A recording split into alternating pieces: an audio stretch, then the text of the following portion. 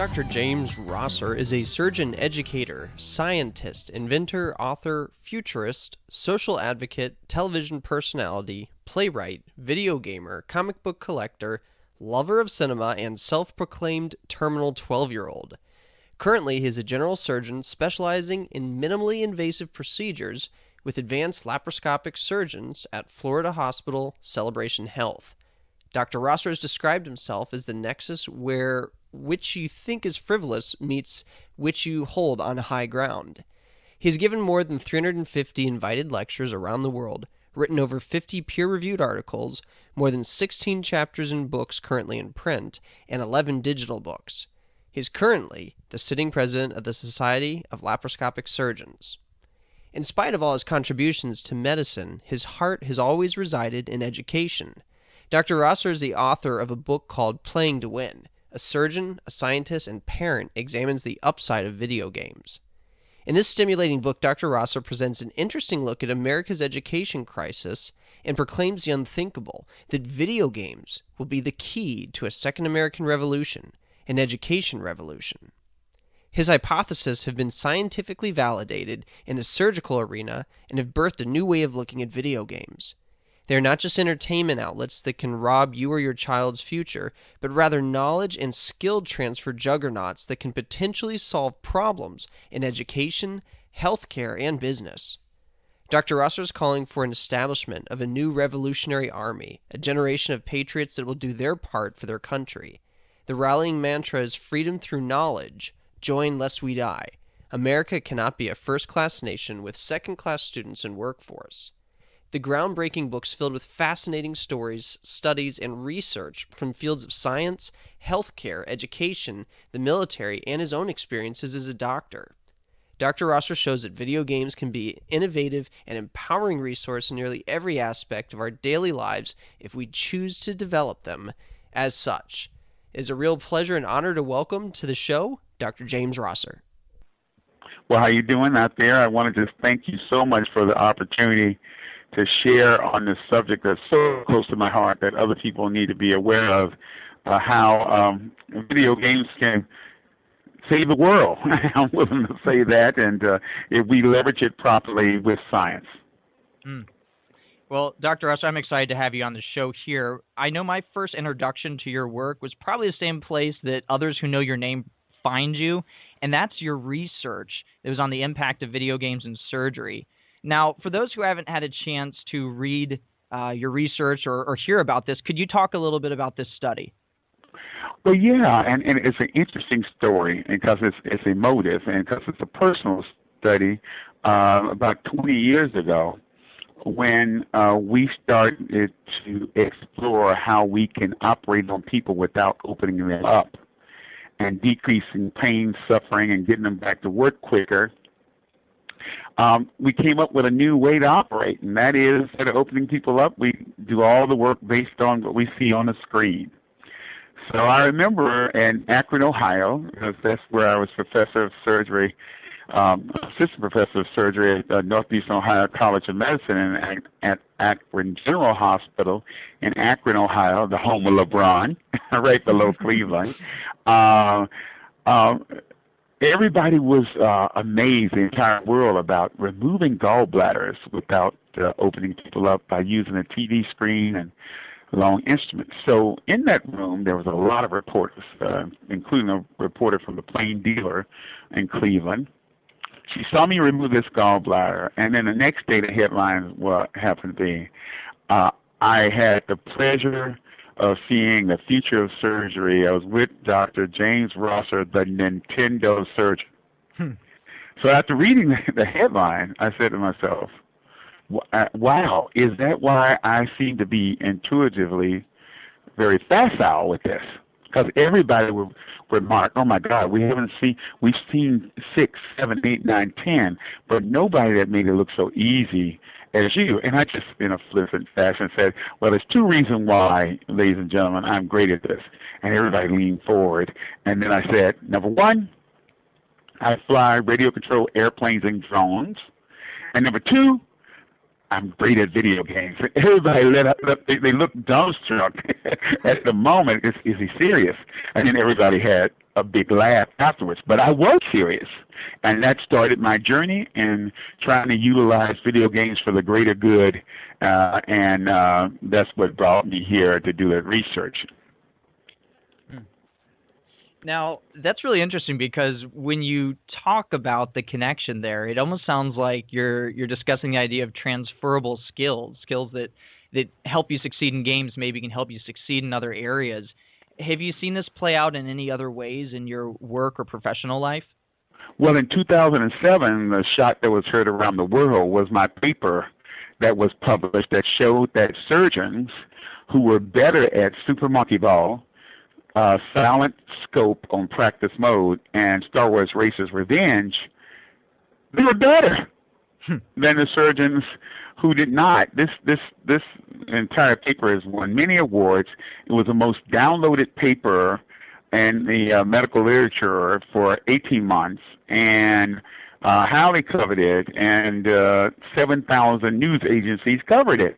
They couldn't get their heads around the fact that video games could be used for something useful, and this was all in the midst of these mass murder killings, and how people were calling video games the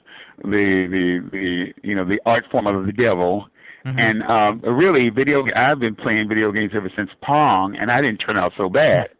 So therefore, it started out with a casual connection that was flippantly made by an observer, combined with my love of playing video games. And then so I put that to a research test, and we showed that when you put the video games inside a training system for laparoscopic surgeons, they learn faster, committed fewer errors. And so that's where the academic journey started, and was connected to my emotional journey, and it continues today. Now, I know this emotional journey led you to take a big step that I know some listeners out there are dreaming themselves of doing, and that's writing your own book. You wrote a book called Playing to Win, and you addressed a lot of, some of the criticisms out there, stereotypes about video games. Can you talk a little bit about some of the stereotypes you've seen about games and game players, and maybe how this has changed in the 6 years or so since you've written your book?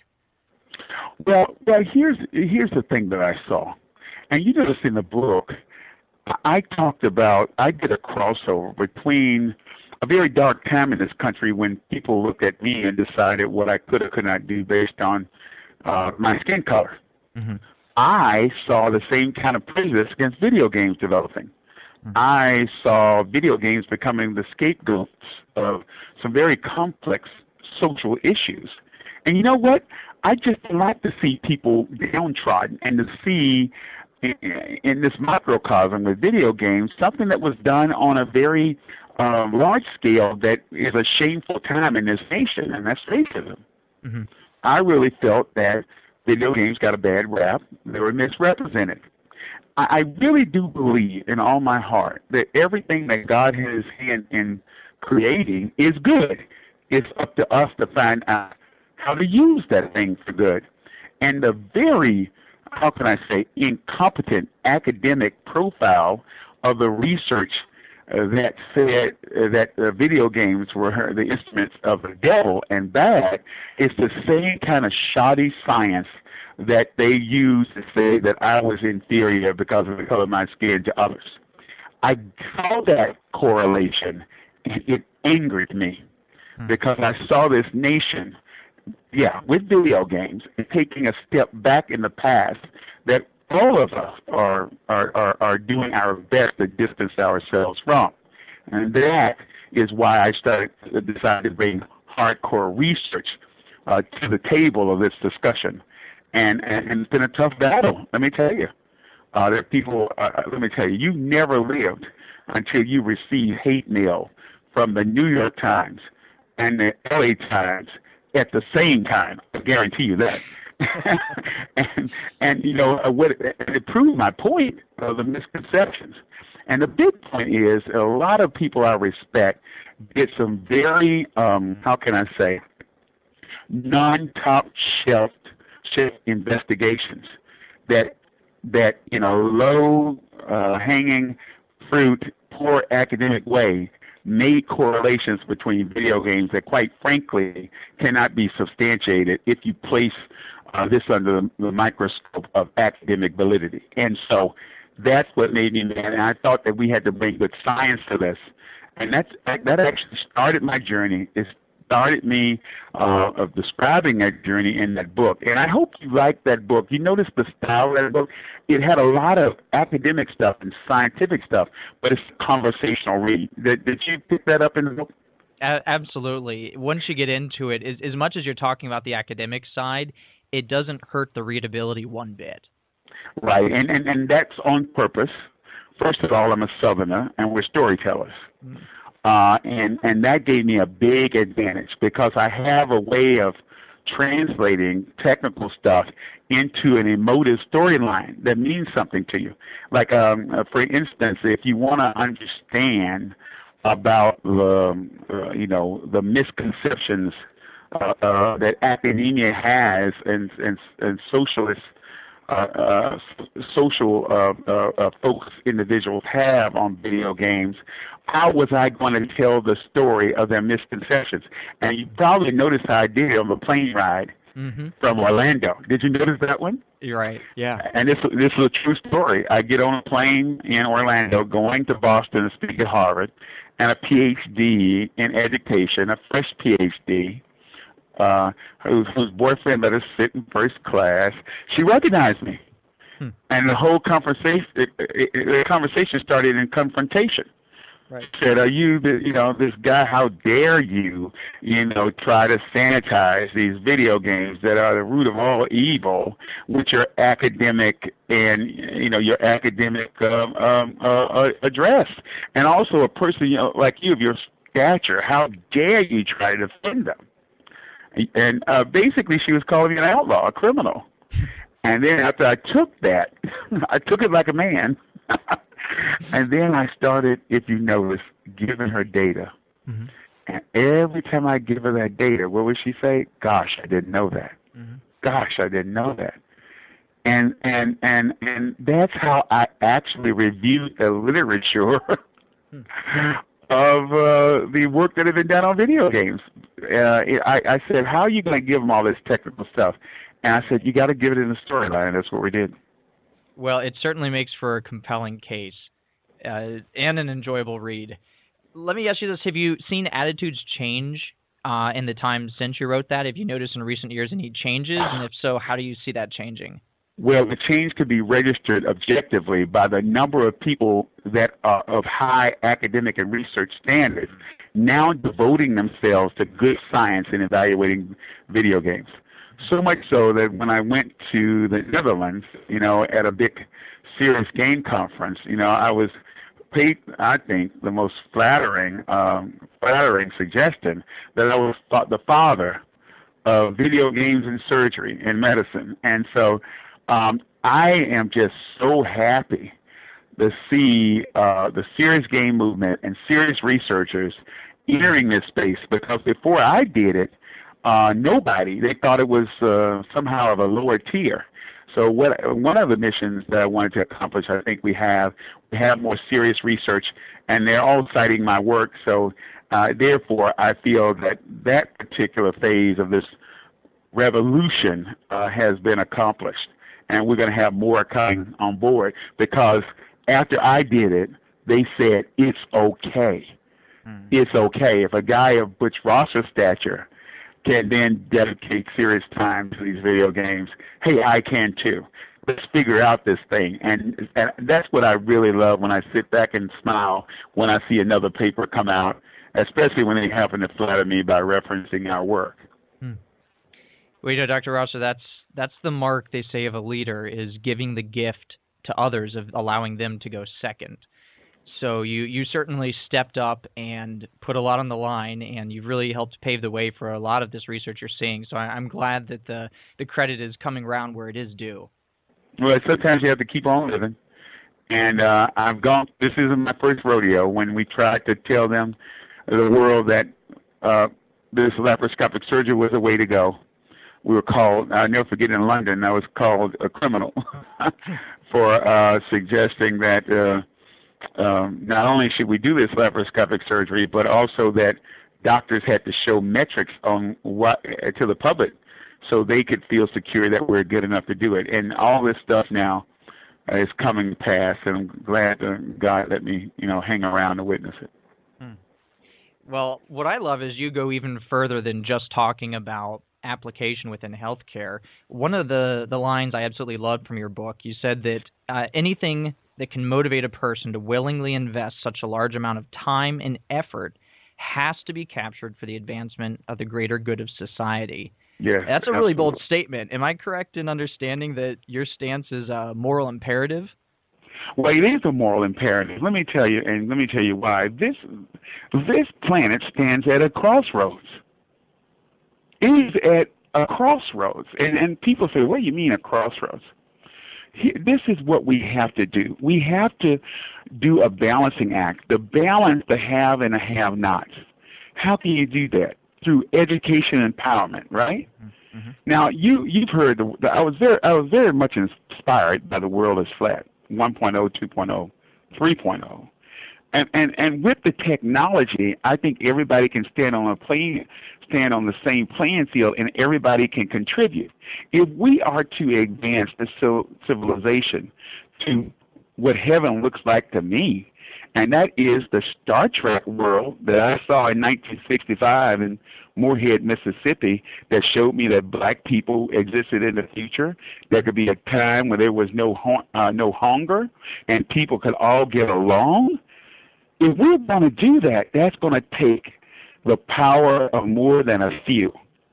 There is a moral imperative to every person on this planet that lives in the flat world to at least approach how you're going to not only better yourselves, but how you're going to impact the world. I'm going to be speaking at my daughter's National Honor Society. I have twin girls, the last two. They're both National Honor Society members, and I'm going to speak to that. And you know what the title of my talk is going to be? You come a long way, National Honor Society students, but you still have a tough road to hoe.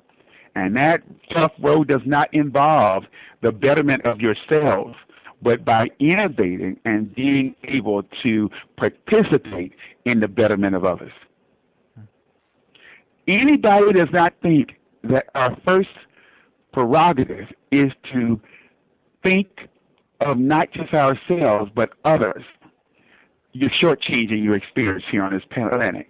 Any person that puts off the concentrated effort to think about their legacy, you are not part of the new world. Yes, it is a moral imperative that's connected not with that which resides in your cranial vault, but something more powerful. It's that which resides in your chest, that emotive motivation that drives us all. That's definitely a tall order. How do you see the first step for individuals listening to get out and start putting this into action? Well, for the people who are in the video game world and they've been downtrodden, I really wish they could read that book and listen to what I have to say and understand that what we're trying to do is build an empowerment ecosystem. The key is making difficult things plain. The key is being able to use the video games and the collateral learning assets of video games I talk in the book to build these assets that go into our empowerment ecosystem to help ordinary people do extraordinary things. If you love video games, you are challenged to understand that video games are more than just entertainment. They really are the nexus by which brain-based learning can occur, where it makes no difference what style of learning you are. It makes no difference with adult or childhood education. The only thing that makes a difference is the subject matter and curriculum, and then we leverage our validated video game approaches to empower knowledge and skill and empowerment transfer to happen at a faster rate. That's what they have to do. And they have to camouflage it so that it's edutainment. And that's what I call, in addition to writing that book, I stepped out on faith and I left medicine for 6 months because I had to go and start my own company based on my research.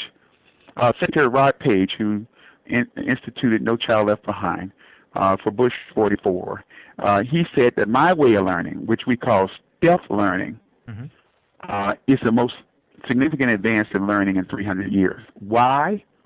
Stealth learning is brain-based learning. Stealth learning is as good for the listener as it is for the viewer type of learning profile, which is good for the doer. In other words, it combines all those things using video game-based platforms and avatars and to give us engaged consequentiality, which is key for achieving something called applied learning. And our goal, if you love video games, is to know the science behind it and understand how to use that to establish brain-based learning, which has a more efficient knowledge and skill transfer rate. And that's what I'm trying to get people to do. I'm trying to get them to realize that we can blend these things to make it better, make it a little better. Hey, so Dr. Rucker, I'm sorry, go ahead. Yeah, no, you go ahead. I have to say, I get goosebumps when you describe that stealth learning approach, because a lot of us are familiar with the edutainment of old, the old attempts at it, and those were meant to be educational first and games second. Right. And you're suggesting something very different. Yes. We lead with the fun. Okay? And that was my message in Europe and here with the serious game movement. And the echo was, listen, don't make these games too serious. If you make them too serious, it's like taking the nutrients out of a vegetable by boiling it too long. Does that make any sense? They forget that the special sauce happens to be those collateral learning assets and those fun things, because those fun things do special things. For instance, when you have audio prompts and sounds of glee for accomplishing something, you know what that is? And the music, it's stimulating the emission of dopamine, oxytocin. These are all important brain pathway establishers and solidifiers. Okay, the movement of going after a target. Okay, guess what that does? It mobilizes neurons in your cerebellum that are not used. The cerebellum is 1/6 the size of the other part of your brain, but it has 50% of the neurons and they don't get used. So we use all of the movement to recruit the music and the challenges and the responses of doing something good or wrong to be able to establish neural pathways. And that's what people have to understand. And you have to understand the science of that. Now, in my next book that I'm working on is called Video Games Saving the World, The Birth of Stealth Learning and the Digital Learning Revolution. Now, in that book, we also give real-world instances of how we've applied the stealth learning methodology to some unbelievable things. So my thing to folk is, and I've seen games, guess what? They're too serious. And the reason it's too serious is because people creating them, they feel they have to sterilize the game to make them acceptable. Does that make sense? So they can pass off as a serious undertaking rather than a game that's more like the popular games out there that they feel people will think are not serious undertakings. Does that make any sense to you, my explanation of that? The explanation makes sense, but it's easy to see how people fall into that trap. So. Yeah, right. And what I'm saying, just like I did 7 years ago when I said it's okay to have world-class level research to be directed in this topic, I'm saying it's okay that the game has fun, because if the game has fun, it's going to have some brain-based learning assets that you otherwise would not be able to capture. Because now in my second book, we're calling for all-out digital learning revolution, and to get change. Because I frankly feel every learning experience should be laced with stealth learning and brain-based learning techniques. Well, the implications here are incredible because Yeah, this is more than this is what the whole gamification movement sees as the holy grail. It's not just implementing a mechanic. It's literally changing how people learn and the retention and the physiology that's happening in the mind itself. Right. And see, we don't decide what should be taught. We take the approved curriculums, deconstruct them, and then lace them with stealth learning, collateral learning assets. So people think we're not here to destroy the content and character of the curriculums that the establishment has said they want to do. We just make the learning more fun, and we make the knowledge and skill transfer greater, and we have metrics that can actually get it done. Now, one other important piece they need to know out here that's been a missing ingredient to the game. Your game has to have some real-world relevance. It cannot be for the cognitive exercise. Mm-hmm. It must have engaged consequentiality that's applied to real life. You have to actually embrace what has traditionally been the environment of the community colleges. You have to have applied learning that's associated with a job. Does that make sense? After you've gotten through with the learning, you have to have an environment with avatars, a virtual environment that allows you to engage in simulations to show me that you can do a job that needs a person to feel. And this is part of the problem that we're having now. We have new industries, new opportunities, but no people to feel the jobs, right? Right. So instead of teaching to the test, we gotta empower to the job. Does that make sense? Now let me tell you why that has a bump in the road. I believe that the traditional higher learning institutions, liberal arts institutions, now you need to fuse with the community college brethren so that everything in your liberal arts institutions, the curriculum and requirements are driven toward a job and job experience. You cannot do that unless you bring an aspect of video games with avatars and virtual caricatures that put you in an environment and lets you show what you can do in a real workforce. And that has to be groomed as you're going through your educational process, not when you get out. That would change the paradigm as far as these new jobs out there with no takers. Now that's a big change, but I think Bill Gates really is and others going to help with that, because they said, look, these institutions are charging all this money and don't have any quality control and don't fulfill any promises. Let me tell you this: if you have to pay somebody $20,000 a year, and at the end of 4 years you owed $100,000, wouldn't you want to have some guarantees with that? Yeah.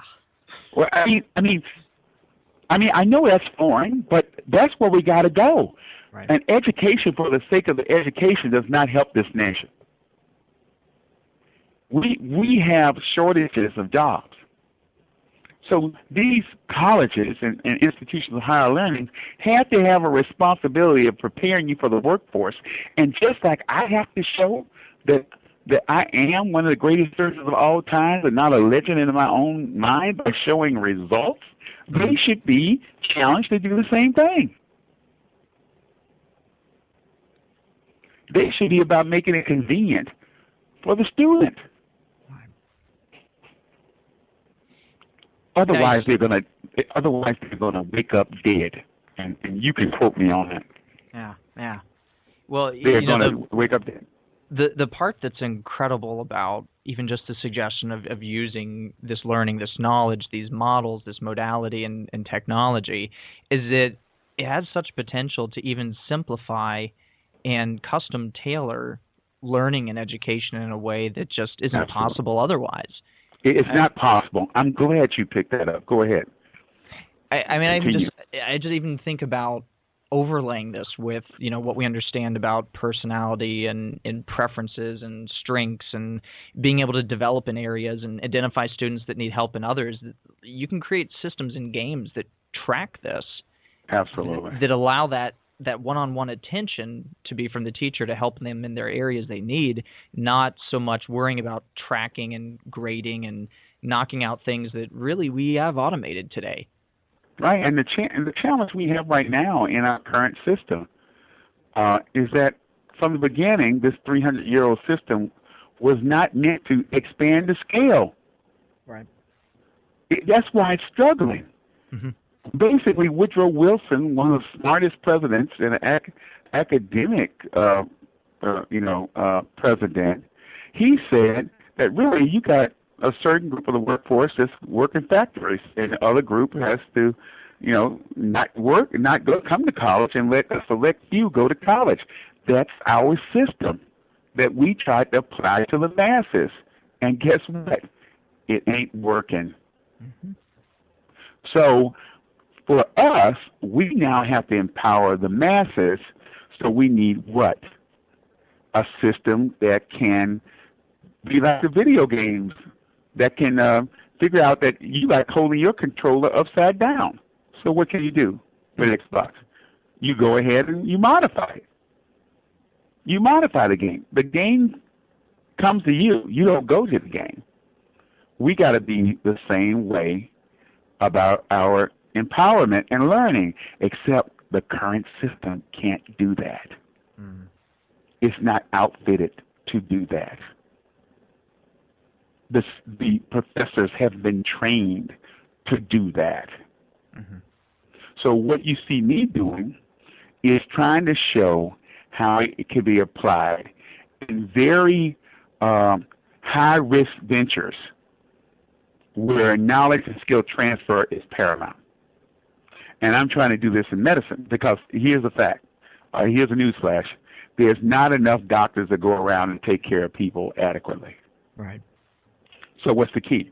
I'm going to use the same self-learning empowerment to get people who are not doctors up to speed to do a lot of this under remote control by my telecommunications surveillance called telemetry.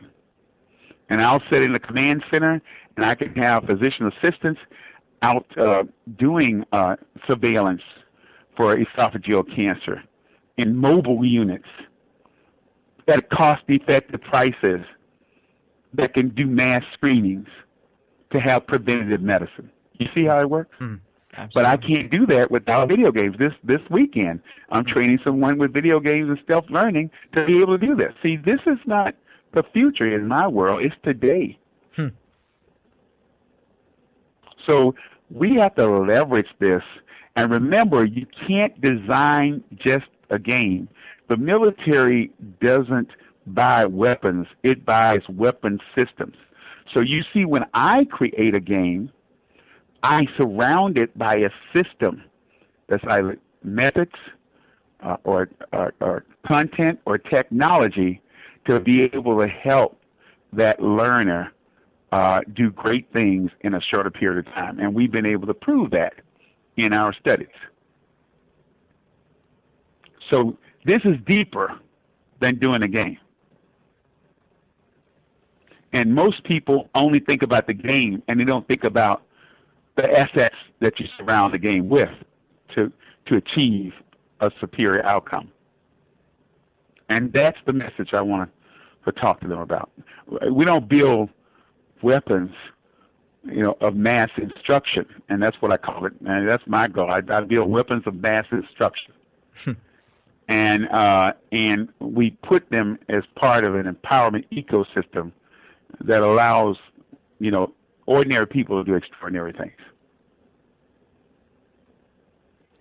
And that's what this book is. I'm so excited about this book because it's a call. I'm actually debuting the Declaration of Independence for the digital learning revolution.